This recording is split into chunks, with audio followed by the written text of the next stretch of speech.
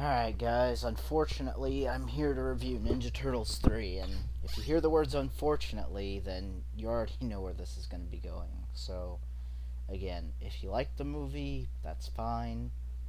I know there are some people who have some childhood nostalgia to the movie, but me personally, I never saw this really as a kid. If you consider 13 a kid, that's when I first saw it. Um, but I never grew up with it like when it came out.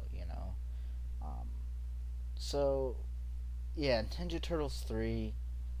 Um, it's not that I hate the idea. Some people don't like the idea that they went back to Japan. I didn't really have a problem with that.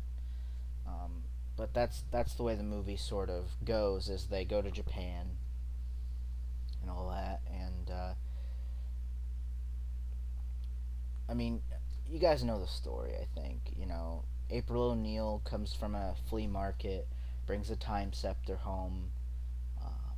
I think she gives them all gifts, and I think she gives Donnie the time scepter.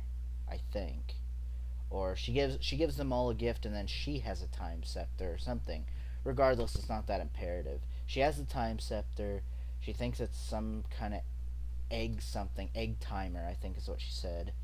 And anyway, she gets warped to Japan, back in time, and basically the Ninja Turtles have to go back and save her, rescue her, and then there's other stuff going on as well.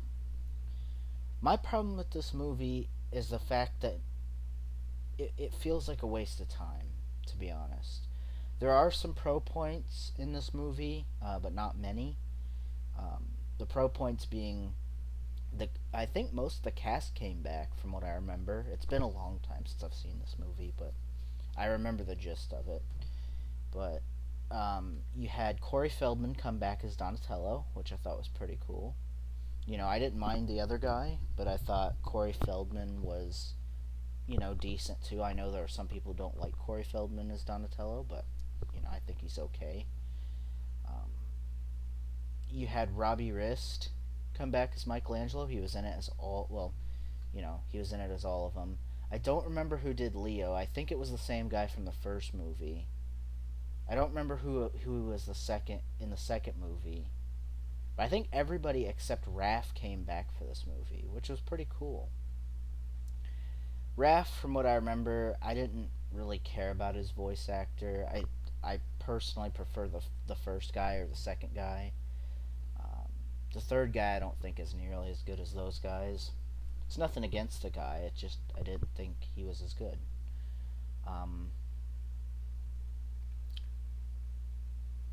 you had a different guy play Splinter, which I think was the only real difference in the cast other than Raph.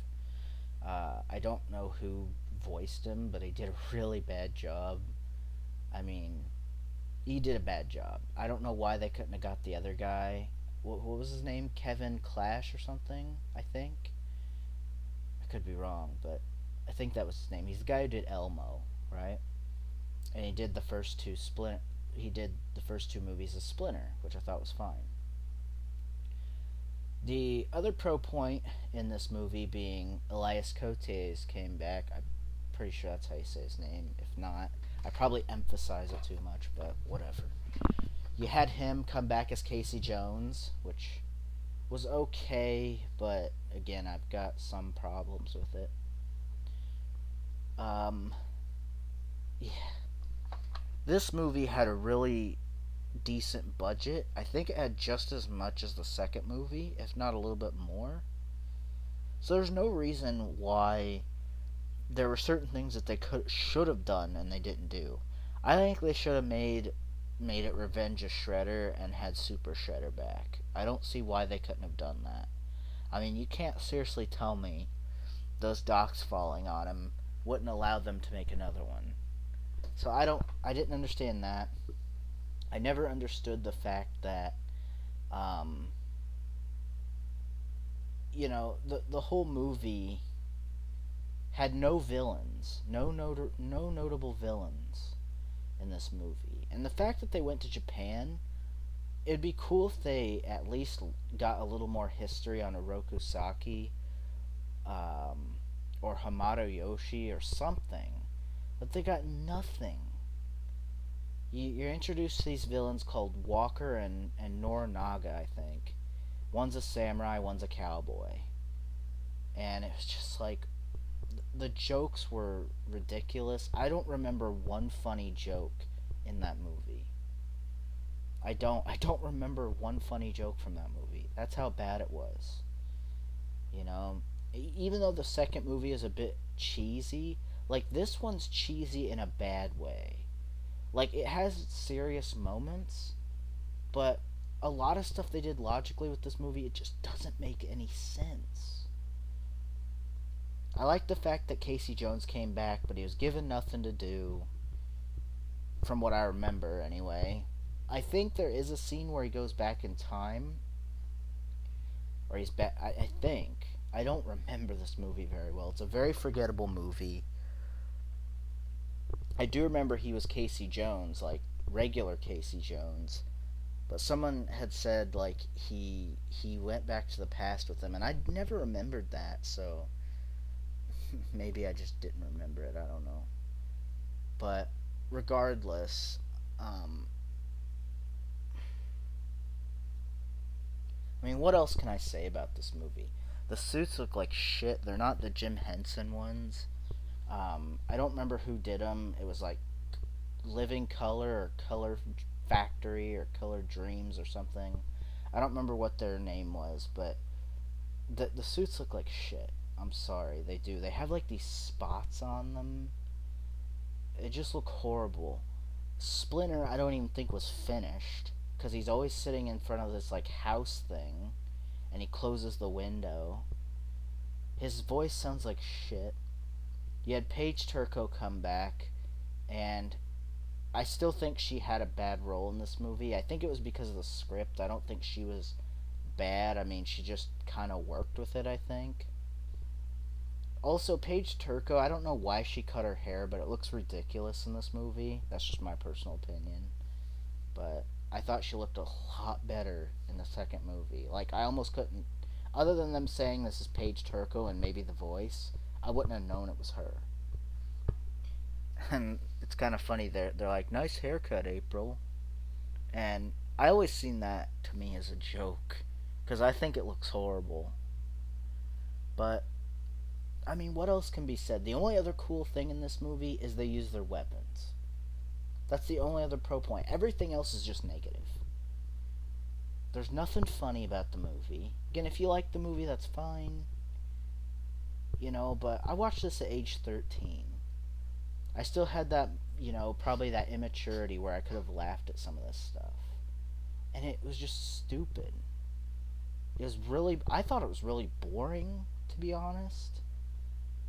I really did. I thought this movie, from what I remember watching it way back in the day, and I only recently watched maybe the first 20 minutes of it recently, and that's it. I mean, other than that, I really don't care about this movie. I don't really believe that it exists, honestly. I can't tell you a redeeming quality about the movie, to be honest. I really can't, and I'm probably going to even cut this video short because there's nothing I can say. I mean, they just go back in time.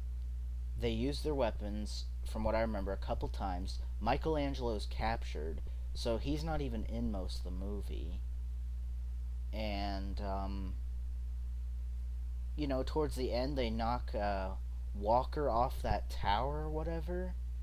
I don't remember what happens to that Norinaga guy, because again, this is off of memories from like 10 years ago. Because the last time I watched it, like I said, I've watched a few reviews on it.